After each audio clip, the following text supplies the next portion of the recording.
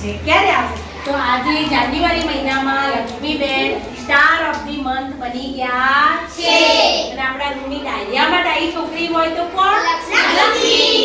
તો આપણે એને આપીએ છીએ ચોપડો. બરાબર ને?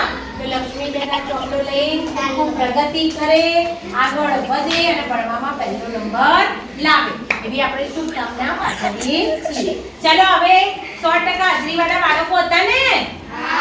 કેટલા બાળકો હતા? 12 હતા. ચલો તો 12 બાળકો આવી જાઓ.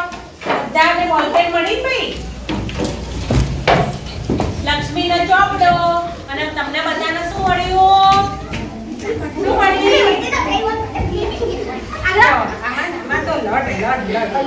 તમને બધાને શું મળ્યું? બોલપેન. શું મળ્યું? તો આ બધા આપણા 100% હાજરીવાળા બાળકોના રહ્યા સ્ટાર ઓફ ધી મંથ. ચાલો બધા બીજા બધા